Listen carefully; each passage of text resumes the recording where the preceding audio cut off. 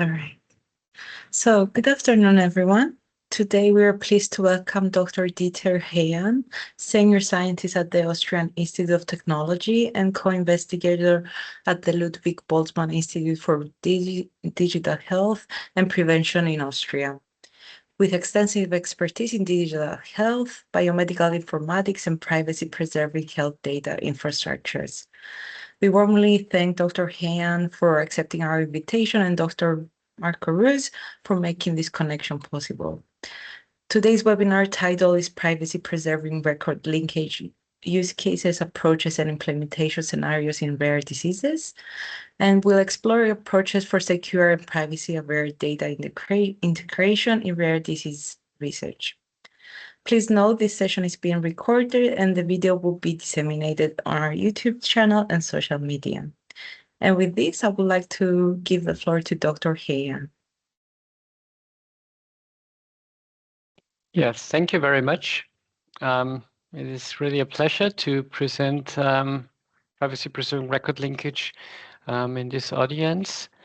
As said, I'm Dieter Hayn. I am working at the AIT, Austrian Institute of Technology, which is Austria's largest non-university research institute with approximately 1,600 employees. We are doing research for infrastructure topics in Austria. I am based in the Health and Bioresources Center in the competence unit for digital health information systems, where we are around, 30 employees or something like that.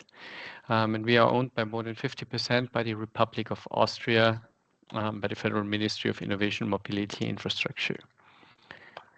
In our groups for digital health and prevention, we are focusing on two main application scenarios. One is rather in primary use, so like digital health information platforms, telehealth services, collection of electronic patient-reported outcomes, and so on.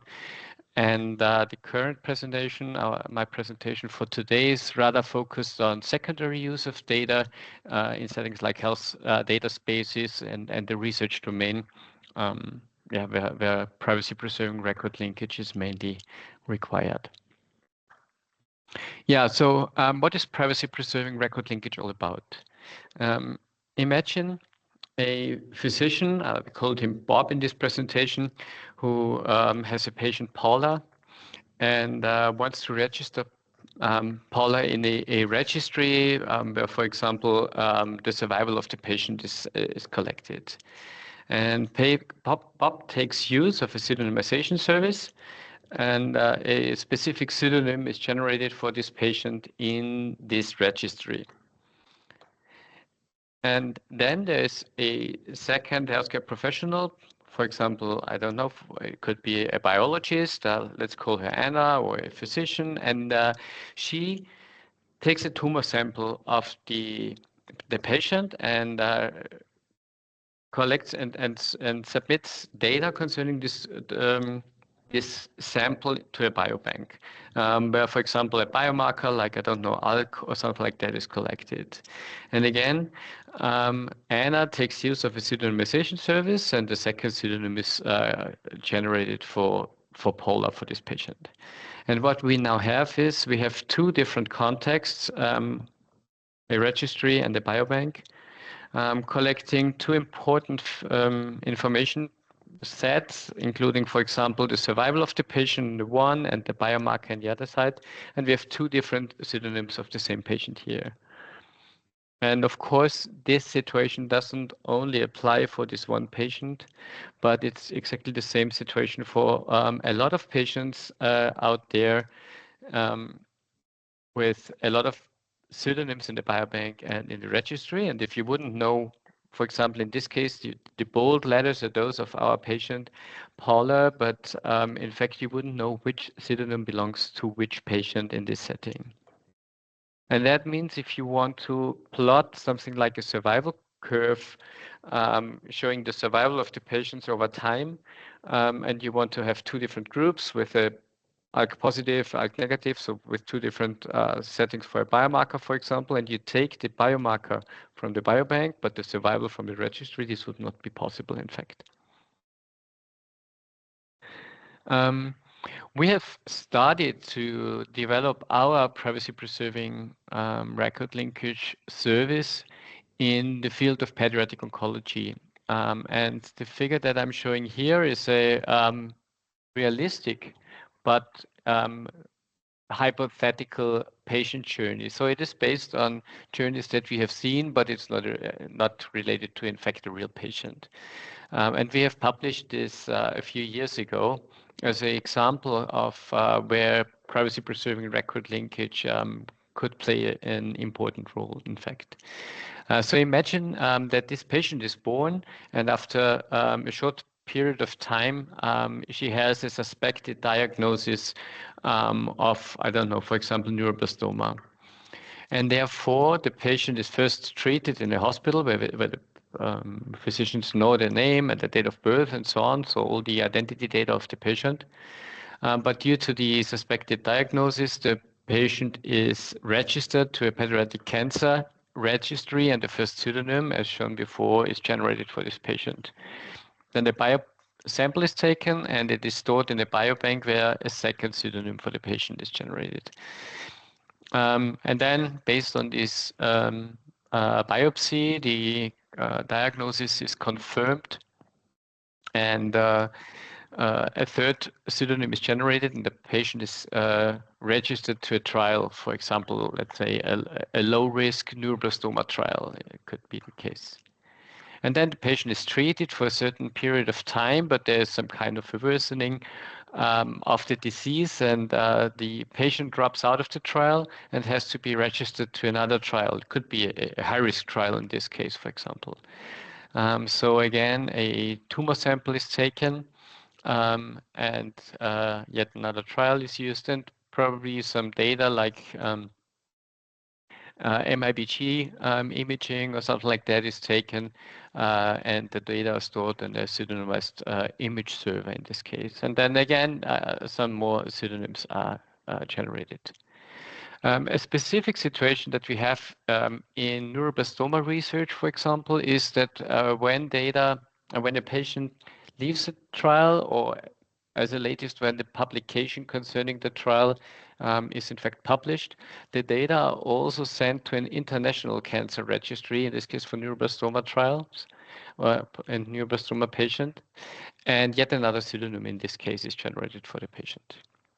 So then the patient is treated, and let's say, like in this case, successfully treated and in fact healed of his disease and can continue his life as a survivor. Again, the trial is finished, so again, we could update the data in the International Cancer Registry, and the further treatment as a survival of the patient is in fact done based on the name and the date of birth again, so like based on the identity data and full names and so on of the patient. When the patient grows adult, he moves to another city, for example, I don't know, for studying or something like that, and is then treated in another hospital, again with name, date of birth, and so on, so based on the actual identity data of the patient. And unfortunately, she has a relapse, needs to yet another probe needs to be taken. She needs to be treated in yet another trial. Let's say again, the treatment is successful, yet another update of the International Cancer Registry, and then she can continue her life until hopefully, as an elderly lady, she finally dies, and the data of the, in fact, on the pediatric cancer registry and the international registry need to be updated. So as I said, it's a complicated use case of a complicated patient, but it's a patient that's something that we really see in these situations. So that absolutely happens. Treatment of one patient in 3 different trials, and the registries that we see here, they really exist for neuroblastoma. But what we end up with is we have now 3 personalized contacts, so 2 hospitals and a survivorship passport or survivorship treatment plan, and 9 pseudonymized contacts, 2 biobanks, 3 trials, registries, and image server, all collecting data of one and the same patient. And that's, of course, a bit of a problem. When talking about linking the data of these different sets, we can talk about horizontal linkage on the one hand side and vertical linkage on the other. So what is meant by that? Horizontal linkage means that we have a set of patients, in this case with 3 different pseudonyms. In a first context, this could be, for example, a first registry, all collecting, in fact, the sex and the age and the weight and probably some kind of study groups of the patients. And the second context, again, with similar data. It could also be different hospitals, for example. We want to link the data of those 2 data sets, but we want to avoid that, let's say in this case, this patient who has the pseudonym LI008 in this case, and X4BV7 in this case, that we realize that these are in fact the same patients and they should be merged in one data set so that we don't have this patient as a duplicate in the final data set. Vertical linkage, on the other hand, would mean that we have 2 different contexts to collect different kinds of data. And let's say in this case, we have exactly the same patients, but they have different pseudonyms again. But we have different kind of data, like the sex, the age, the weight in the group in the one context, and the stage of the disease and the biomarker, in this case, in another data set, which is more or less what we have seen before concerning the registry and the biobank. And then we want to combine the data in such a way that we realize that this patient is in fact exactly the same as this patient corresponds to this one, and this one to this one, although we don't in fact know the names and they are all pseudonymized. Perhaps just a short point here. In reality, what we typically have is a mix. So typically we have both. We have vertical and horizontal linkage in parallel, but those are in fact the concepts behind it. And when we want to link the data, we need that for various different application scenarios. So we have different modalities of data, which are illustrated here below, different kinds of data like biobanking data or clinical trials or imaging. And we want to link the data for different purposes. And the simplest purpose why we want to link data is to count patients. So we want to know how many patients are there in Europe, for example, who are aged below 12 years and who had a neuroblastoma in the last year, something like that. And of course, again, we don't want to count duplicate patients twice, but only once. More complicated use cases would be we want to calculate some kind of statistical measures, like let's say the mean survival time of such patients and the standard deviation of the survival time. We want statistical plots, histograms, box plots, Kaplan-Meier curves as shown before, and so on. We probably need some kinds of tables with subsets of the data. Like, for example, out of all the data and all the patients, let's say 100,000 or millions of patients in Europe that could be collected in certain data sets, we only need, I don't know, 20 patients, those who fulfill certain inclusion criteria. And of those, of course, not all the variables and parameters that are available, but for example, only the age, the survival status, and certain biomarkers. So small subsets of data shown in tables would be another use case. Tumor boards are an important use case, for example, in pediatric oncology, where we need data of only one patient, but taken from different personalized and pseudonymized data sets, which could be distributed across Europe, for example. When, for example, taking use of the European reference networks and the data collected there. Patient apps, this would be, for example, a use case as in the survivorship passport. So when the patient has survived his cancer, probably the treatment was when he was only 1 to 3 years old, something like that. So his parents, in fact, managed all the disease and the treatment of the disease, but when the patient then becomes adult, it would be good to know what kind of follow-up recommendations he should follow, whether he should go to regular cardiac follow-ups, or if he should or she should get pregnant, and whether she should do breast feeding or not, and so on. And then, of course, the whole section of AI with all the applications that are currently seen all around the world, which, of course, take use of different modalities of data. So a lot of use cases where we could take use of such data sets, but the question is, how can such data be linked, especially in a privacy-preserving way? Now, what is done typically today is that there is some kind of a pseudonymization service somewhere which holds the identity data, in short, EDAT here, of the patients. So the pseudonymization service, a so-called trusted third party, could collect the patient names, store them, probably even encrypt it, in order to avoid that some attackers can steal them directly. But in fact, they can decrypt them, can look whether the patient already existed, and can link all the pseudonyms of one patient via the name. This is what is, as I said, probably mostly being done nowadays. Somehow we go back to the names of the patients in order to link them, and somebody needs to know the names of all the patients, therefore. However, this requires that the pseudonymization service has access to the data, and we would not call this, in fact, privacy preserving, because it might compromise privacy. So it's record linkage, but we wouldn't call it privacy preserving record linkage, if you want. There are, of course, various methods and concepts that are currently being discussed in this setting. And privacy preserving record linkage is only one. There are other methods that can be applied on such data, like, for example, federated learning, where you say, like, we don't send data around in Europe. We don't need to have huge sets of data sets centrally somewhere, but we try to distribute the models and the model parameters of the AI models in this case, for example.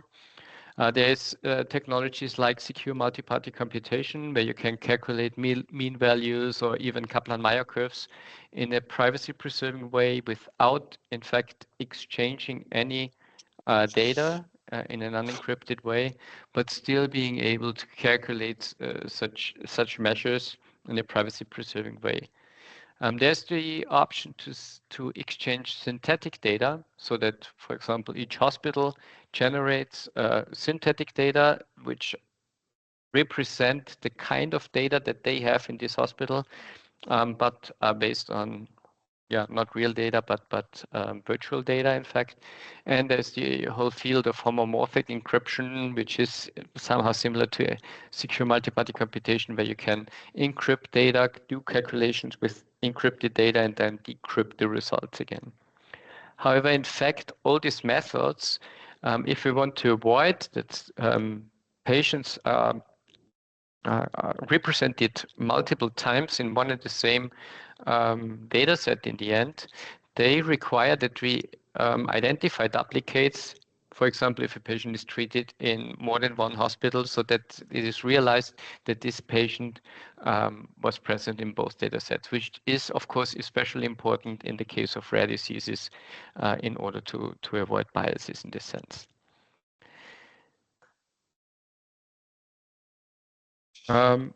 When applying privacy-preserving record linkage, we also need to distinguish between two different kinds of PPRL, or privacy-preserving record linkage. What's in fact a bit easier is the so-called batch or full load PPRL, which means that whenever you do the actual linkage of the records, all the data sources are available. So you upload a lot of data at once to a service and perform the actual linkage at once. All the holders of the identity data and in fact, let's say the hospitals or whoever has access to the names of the patients are present at that time. And then you do the linkage. This is what is, for example, currently mainly foreseen in the European Health Data Space, the EHDS, where it is foreseen that secure processing environments are established in the member states, where the access bodies can provide access to data from, for example, hospitals. The data are pseudonymized and record linked within the secure processing environments. You can calculate some kind of results, and then you get the results back. The second option is that you do incremental PPRL. And this means that at the time of registering a new data set to a registry, for example, so when enrolling a new patient to a clinical trial or to a registry or to a biobank, you need the personalized data of the single patient. But soon as the patient is registered, you don't need to contact this single patient's identity holder, or let's say the hospital, for example, who knows the patient name anymore. But it is possible to register one patient after the other without needing to again contacting the hospital and those data holders who know the patient's names. So incremental is the thing that is probably the one that is more useful in cases when you have a registry and you register one patient after the other, while the batch-wise and full load one is rather the one where you once want to exchange a lot of data in between two hospitals for a one-time analysis. You analyze the data and then you're done. While when you want to continuously collect the data, you rather need an incremental PPRL solution. At the AIT, so at my institution, we have the UPIT services, which is one of the PPRL solutions that are currently available, which supports incremental PPRL in various ways. And the way that we do it will be presented in the next slides. However, I will start with just a brief summary of a few algorithms that we take use of. And I will start with the difference between encryption versus hashing. So hashing is, I try to illustrate this just with some kinds of theories. This is just for illustration purposes. Imagine you have some kind of a representation of data that looks like a sphere originally, and I called it A here. And if you hash those data, the data would end up in some kind of a random distribution of data points in this when they are hashed. And hashing means that it is, in fact, mathematically more or less impossible to recalculate the original data from this these hashed data. It's a one-way direction. You can take the data, you can hash it. That works quite well, but it is in fact not possible to go back to the original data from the hash data. Encryption, on the other hand, means that you have a key.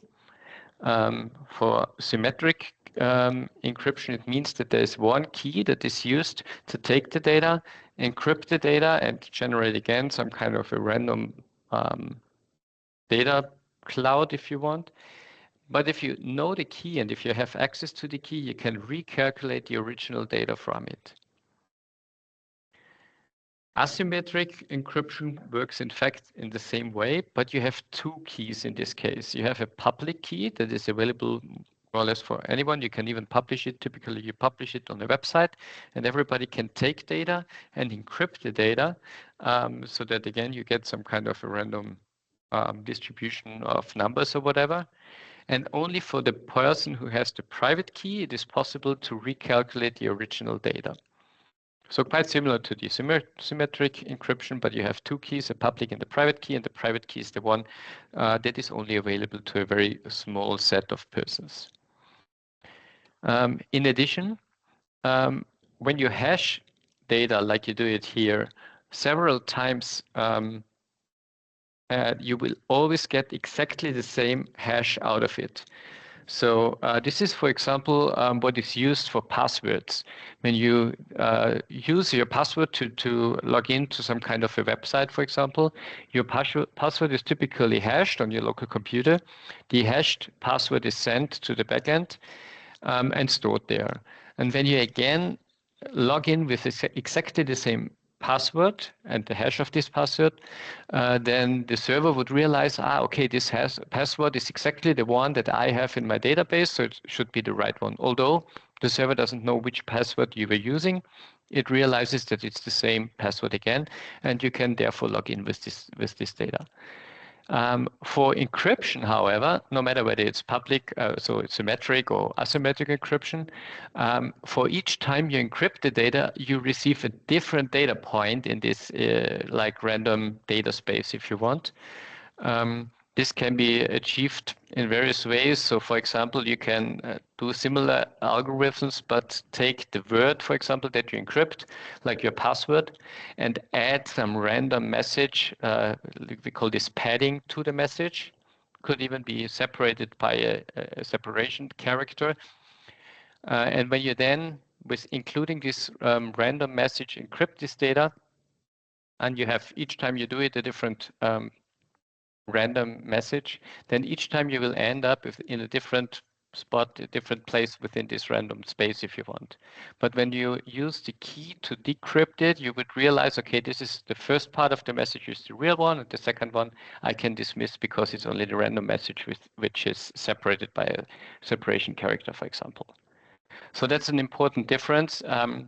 The encrypted data here, when you do this 5 times, you get different values each time, while for the hash data, you will always get the same result.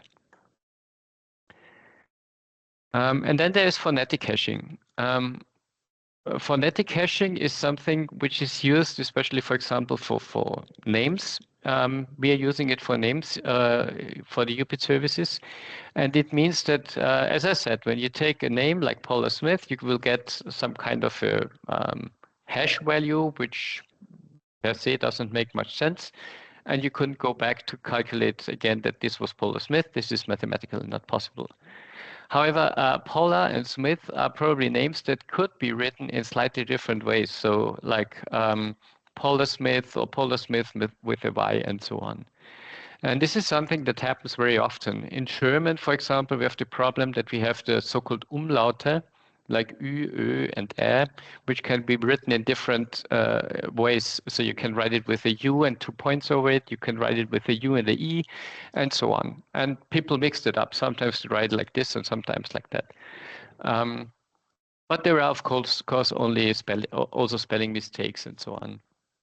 With phonetic hashing, if you pronounce the word in a similar way, then you would end up with the same hash, no matter which of these ways to write it you would use. Okay, so with this having in mind, I can now show you how we implemented the privacy-preserving record linkage in the UPIT services. So what happens is that when a patient is registered to a specific trial, the study representative, the physician that is registering the patient, who has access, of course, to the patient, because probably the patient is sitting in front of him, would enter the first name, last name, and date of birth of the patient into a web front end. However, first name, last name, and date of birth would never leave the computer of this healthcare professional, but they would be concatenated and a hash value would be calculated out of this data. So we take the hashing. Whenever you enter these data again, you would end up with the same hash. And only the hashed data are then sent to the UPIT services and stored there. As I said, nothing ensures that the holder of the UPIT services, so in this case, the AIT, so our company, would never be able to recalculate the name out of the hash because that's mathematically not possible. However, if once again the same data would be entered, we would realize that it's the same patient. Since we know that it happens quite often that people do use or do have spelling mistakes in the names, and as I said, with the umlauts in German, for example, this is sometimes not even a mistake. We are we have two different kinds of linkages that we support. One is the full match, which is like first name, last name, and date of birth are completely identical, completely correct. And the second would be, as we call it, partial match, where we have a typing error in the first name, typing error in the last name, or typing error in both. If we would realize that only the phonetic hashes match, but not the full matches, if you want, the normal hashes, then we would return a message to the user like there is a similar patient already registered in the system. Are you sure that you didn't have a typing error in your name? And the same is applied, in this case, not based on phonetic hashes, but just by storing both hashes, by flipping the day and month of birth, because we have seen that, especially in European settings, that happens quite often, that month and day can be exchanged. Yeah, so with that in place, we do now have different pseudonyms linked to hashed values in the UPID services. So this is the only information that in fact we store at the UPID services, hashes first and pseudonyms. And now we can link based on this setting, we can link the survival and the biobank data. We can do that for all the patients that are registered in the systems, and therefore we can also plot Kaplan-Meier curves like that.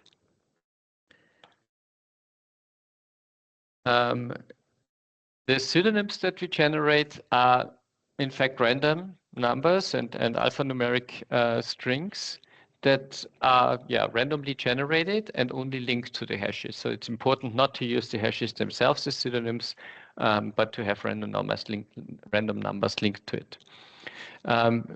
We use typically 8 characters plus an optional prefix. In this case, for example, for the bioportal that we have in place, we take bio as the prefix, then a minus a random number, and the final digit is a checksum, which is automatically calculated based on the previous data in order to make sure that you can, whenever you see a pseudonym, a UPID pseudonym, you can check whether it's a valid one or not. Similar as it's done, for example, for bank account data and so on. We have learned that it does not, that it might lead to problems if we have only letters or that if we have letters plus E, because if you import such data to Excel, Excel would interpret that as a number, and then you could have problems in identifying the patients. Leading zeros and so on would be deleted and things like that. So, and the E would be interpreted as to the power of 10 and so on. We identified that is better not to include. And we also do not support 0 or O and 1, L and I, because they can easily be mixed up when manually typing the data. There's one use case which is quite complicated, where we are currently using the UPID services among others, but this is probably the most complicated one that we're currently supporting. It is the one from the Mona Lisa trial, a liquid biopsy clinical trial in the neuroblastoma setting. And in this case, what we are doing is the patient is first registered to, in this case, the ScioPath bioportal, a registry and a virtual biobank. And therefore, the hospital, as I said, enters first name, last name, date of birth of the patient. The hash is generated, sent to the UPID services, and a first pseudonym is sent to the bioportal. Then the patient is registered to a first trial. In this case, typically it would be the high-risk neuroblastoma trial 2, so the currently open high-risk trial in neuroblastoma patients. And therefore, it is not even necessary to enter the first name, last name, date of birth of the patient anymore, but it is possible for those users who have access to the bioportal as well. And both situations exist, in fact. Sometimes it's different physicians who see the patient and know the name of the patient. And sometimes it is researchers who are doing now the data entry in the bioportal, and first in the bioportal and then the trial, and they sometimes don't even know the patient, but they know the pseudonym of the patient. So what you can do is you specify a target context, like in this case the high-risk trial. You specify a source context, like the bioportal, and you take the pseudonym from the bioportal, like this one, and you can generate a new pseudonym without in fact knowing the patient's name. In some cases, this is useful to generate some kind of a child pseudonym from a parent pseudonym. So you take those two and you get a pseudonym too. Similar use case is done to then, in parallel to the HELIOS trial, the patient is in fact registered to the Mona Lisa trial to follow up the patient with liquid biopsies. We have patient-reported outcomes also using this pseudonym 3. The reference lab takes also use of the pseudonym 3. This is used for the liquid biopsy part of the trial. And finally, data of the patients will be sent to the R2 genomics analysis and visualization platform using a fourth pseudonym 4.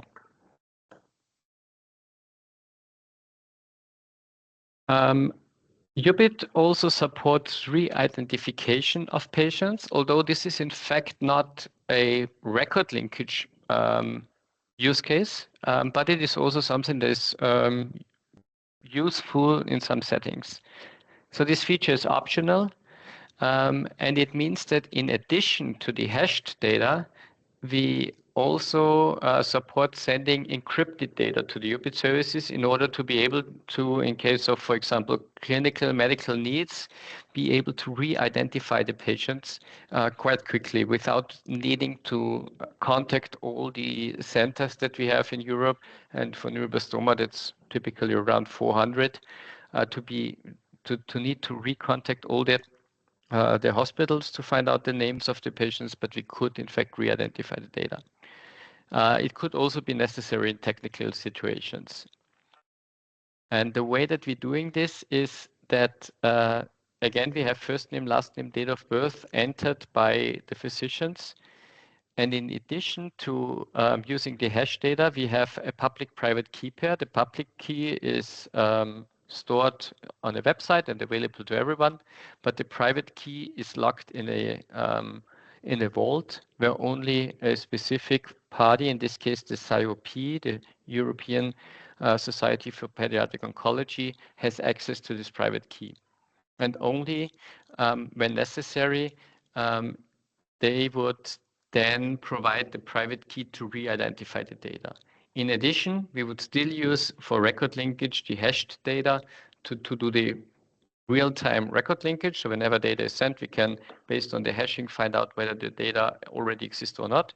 And the second use case is only used to re-identify the patient, in fact, in emergency situations. Finally, we have seen that such record linkage situations, such record linkage scenarios can be used in quite different settings. And therefore, we meanwhile support 3 different deployment options for the UPIT services. The first is the one that where we started with. So we started in the pediatric oncology field, and there we have several contexts that are already connected with one another via a central UPIT implementation, which is run by us, by AIT. There's one UPIT server, one database where all the hashes are stored, and we have several contexts which have each their own pseudonyms, in fact, of one and the same patient. And if you want to add another context, like your own context to it, you would need to link it to the central UPIT instance. However, in several situations, it makes sense to implement exactly such a UPIT service on your own server. For example, in your own research project, you have an EU project with, I don't know, 5 partners, each of them providing data, but they don't want to provide the data in a personalized way, but in a pseudonymized way, and then you could run your own UPIT service, and your 3 or 4 or 5 partners could connect one another based on your own UPIT services. And finally, what we have also done in Austria, meanwhile, is we have several of these settings running in different scenarios. So in our case, one is running in Styria, one is running in Tyrol, one is running in an insurance company. Each of them have several contexts. So each of them run their own local deployment, but they are using the same settings and the same cryptographic secrets. And when necessary, we can perform privacy-preserving analysis like federated learning, secure multi-party computation, homomorphic encryption, or exchange of synthetic data, including privacy-preserving record linkage, but without now even exchanging the hashes of the different regions, but each partner has their own hashes, each partner has their own UPIT implementation, but they exchange data in an even more secure way in between one another. Finally, the UPIT services can be configured. So as I said, we have different ways of deploying them.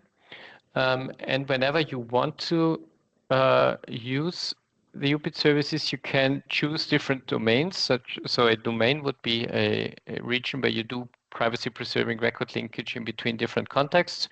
Two different domains would be separated from one another, would not be linked. Contexts are something like trials and biobanks and so on. And of course, you can configure the users who have access to it and so on. You can specify which kind of user base you want to apply. You can take the Azure user base for Microsoft. You can take a key cloak. You can take your own user base and use single sign-on in between your systems and UPIT. You can choose which quasi-identifier, so like name and date of birth you want to use in order to link the data in between your different contexts. So it could be a single number like a social insurance number, but you can also take like name and date of birth and even place of birth, for example, if it's necessary to be more precise. We support different linkage algorithms. So hashing is one way to do the record linkage. There are other ways to do it, like Bloom filters, which are quite popular, which is also supported. As I said, in pediatric oncology, we are typically using the hashes, but Bloom filters are supported as well. You can specify your own pseudonym format, like which prefix you want to use and whether you want to use a prefix at all. You can choose whether you want to take use of re-identification with this encryption, decryption, public key, private key pairs or not. And you can choose like, the central deployment or your own deployment and so on. Our service is running since more than 10 years now. It is certificated by this was in fact done, I don't know, 1 or 2 months ago, finalized this year. We are externally GDPR certified by a certification body under the Article 43 of the GDPR. We have been audited. The security concept of the UPIT services has been audited by an external company. And there's one patent granted and one is still pending. And for more details, I have summarized a few of the papers, including especially the most recent one that we have published in this, setting. And with that, I'm looking forward to questions. Thank you so much, Didier, for the great presentation. Very interesting, the methodology. I have a couple of questions, but I want to ask our participants to raise their hands if they want to ask a question. I wanted to ask, so in the case of hashing, I'm not sure like how there this might be, but in case, let's say in Cyprus, a person will easily have the same name and last name and possibly may have the same date of birth. Will that cause a problem, or is there ways to go around this issue?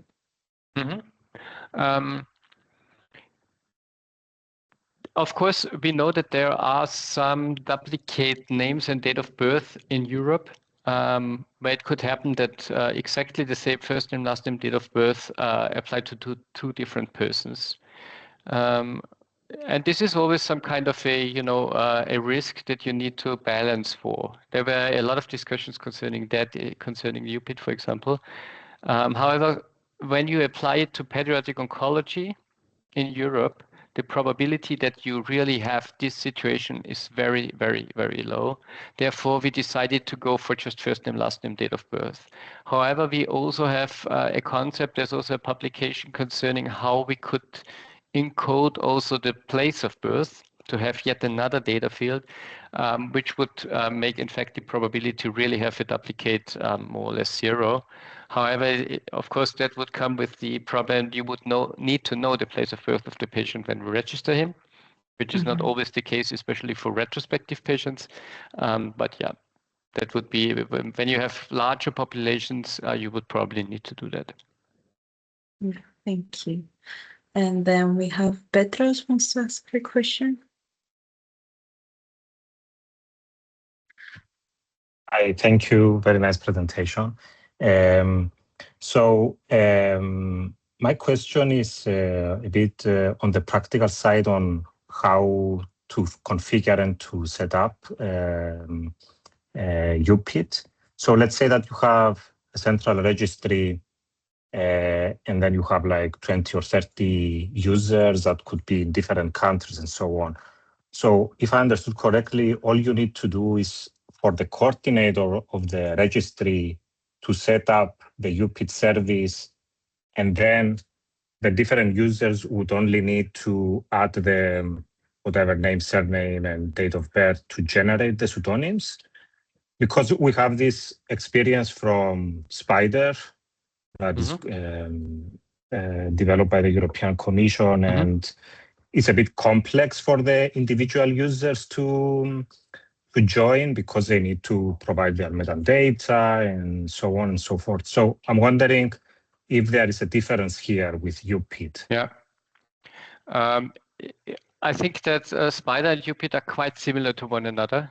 In fact, UPIT was even provided by the JRC several years ago until they decided to develop their own tool, and they more or less copied many of the functionalities of the UPIT services, although perhaps there were some changes, probably not all of them very easy to be, or not very useful for users.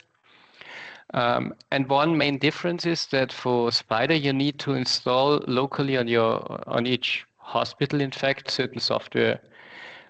While for the UPIT services, only for each registry or data context, like a registry, a trial, or biobank, you need to do some kind of implementation efforts. And the users only need to be registered somewhere at this trial and so on, as they need to be anyway in order to collect the data. So the UPIT services, like we as a data holder or as a data collector, as a trial provider, sponsor, or whatever, you need to have the user interface to collect first name, last name, date of birth, and to encrypt those data locally on the client side in a JavaScript, for example, and then you connect to the UPIT API, and that's in fact it. Yeah. So for the users, you don't need any additional accounts. You don't need to install any software in the hospitals because that's only done by the sponsor, in fact, once for all the hospitals linked to the sponsor. Thank you. Thank you, Pedro. And Marco? Marco has a question as well. Yes. First of all, thank you, Dieter, for very Marco. clear explanation. So the question I have is, and so I heard from colleagues in another project that in practice they found that when trying PPRL, and I don't know exactly which system they used, but in trying PPRL, they found that there were actually so many mistakes that people make in providing their identifiable information that led to sort of not as successful PPRL as they were hoping for. So can you say anything about how sort of the error rate in it that in your experience and perhaps some mitigation measures that you would suggest? Yes, so that is for sure a problem if you want. There are these, I mean, there's a reason why we are applying phonetic hashes, for example. It is very common that that names are spelled in a slightly different way. So the phonetic hashes are probably one very important aspect in that realm. Another is we have in the meantime added some figures and some more information to the user interface implementation, and some hints concerning how to use the user interface, because there were some reasons. People did not want to enter the first name, last name, date of birth, even though they were taught and trained that the data never leave their computer. We now write that exactly to the user interface. It's always written like those data never leave your computer and things like that, because we had cases where only initials were entered because people were anxious of sharing those data. And I think there are some things that you should keep in mind. It can always happen that you have false positives and false negatives. That you will never have 100% exact match, but I think you can improve it by applying such measures. So would you then say that for research purposes, this error rate is reasonable, whereas maybe for some of the re-identification with providing information back to patients, there maybe you need to be extra careful that maybe you don't provide this information to the wrong patient, things like that. Right. We are using UPIT for, as you say, for research purposes, for population studies, public health, and so on. So not for a single patient, but also always for groups, to derive additional knowledge from it, and not for treating a patient. If you want that, you typically have the patient names anyway. So in that case, it wouldn't be necessary to do it if you want. It would make sense to go back to the patient names if there's no reason not to do it. But for research purposes, I think it's necessary, and it's always we always say you need to. There's this CIA triad that is quite often used in this security concept. So CIA stands for confidentiality, integrity, and accessibility or availability, something like that. And you need to balance in between those three. You need to be precise enough and accessible and usable enough to deal with the use case that you have. And if it is a use case where it is absolutely essential not to have a false positive or false negative match, then probably you should apply another method. But if it's like you need a compromise in between those, then such methods like hashing and so on would probably fit. And can I ask some more questions, Soti? Is that okay? Yeah, we have about 5 minutes, so yes, there's some time still. Yeah. So and then back to Petros, I guess. So one question I had is I typically am advocating for that we take the opportunity in the rare disease field to encourage an implementation of the European Health Data Space that is positive for the rare disease field. So do you have any recommendations? For instance, would you recommend countries to have their own UPIT service as a service for their country? Would you, or other advice you would have for a rare disease supportive implementation of the European Health Data Space? I mainly see, there's both. We are using in Austria, we are using the UPIT services now for different use cases, sometimes, of course, in a project setting rather. And for example, it's also linked to the survivorship passport for pediatric cancer patients in Austria. So we have some kind of a national implementation of UPIT.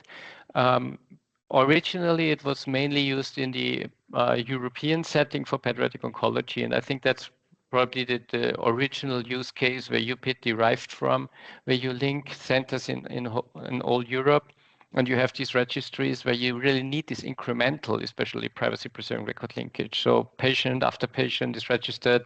A center is a new pediatric oncology center is opened somewhere, another one closes down, and you couldn't contact the patient or the physicians there anymore. So you had no chance to re-identify any patient if the system is closed there or the whole hospital is closed.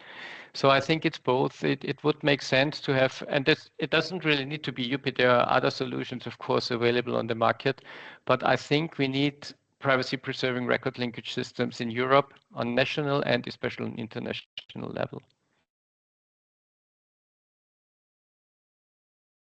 Great, thank you, Marco. And Petros, one last question. I actually have two, but they will be quick. So the first question is whether it is possible to link with this service previously generated pseudonyms, not necessarily through UPID or maybe another provider and so on. And as a more theoretical question, whether there is room for standardization in this field, because there are different providers. And I guess in order to use UPID, it means that everyone needs to use UPID in a setting, so it's not possible kind of merge, mix different settings and different tools. And my second question is whether there is any cost associated with the use of UPID and what someone should do to start using it, or at least testing its use. So that's these two questions. Thank you. Let me just start. Let's start with the last question concerning the costs. There is a license model related to the UPID services. So you, if you want to find out more about it, perhaps you could just drop me an email and we can discuss that in more details. Concerning the interoperability, yes, that is absolutely a point. We have in the EGPID and the DIRO project already started to work on some kind of an interoperability concept between different privacy-preserving record linkage solutions. The concept is not yet fully finalized, but there's work going on in this direction. Based on different settings, you can, it could be done on different levels, in fact, where you can apply interoperability. And we are working on that. But I think that there are some standards coming up in this field, but not really a full standard to implement that already. And now I forgot your second question. So I think I had one more. The question was whether it's possible to link with through UPID already generated pseudonyms. Retrospective data. It is possible, more or less. We had this situation in several projects already. And what we did is we took the pseudonyms from the retrospective studies. And there was a very long-lasting study in neuroblastoma, for example. It ran for around 20 years. And we took the pseudonyms of this trial as a primary identifier, like a name, and hashed that one. And those hashes or those pseudonyms were used in different settings in the last 20 years, not only in this one trial, but then also in the biobank and so on. So if this pseudonym is known to a lot of people out there, let's say, or in different contexts, then you can take that one to link again. But of course, you couldn't then link with the actual patient name anymore. So you could use it for the retrospective data. You could provide pseudonyms as well. You could identify that those are old patients that would work. But of course, you couldn't link it anymore when the patient actually applies. However, what we did to link retrospective and prospective patients in our user interface in this study group or in these contexts, we typically ask for first name, last name, date of birth, and or this old pseudonym. And soon as somebody enters name and the pseudonym, then you can link the name with the pseudonym for any time in the future where this happens. So when you know both, you can enter it. Otherwise, you can only use this or that. But that's a way that worked quite well, in fact. Thank you. Thank you so much again, Didier, for this great presentation of the concept and the tool of UPID. Thank you for accepting our invitation once more. And thank you to all the participants who took part in this webinar. Wishing Thanks you very all a much for nice the afternoon. invitation and your attention. Yeah. Thank you, Thank Dieter. you. Thank you, everyone. Bye-bye. Bye. Thank you. Bye.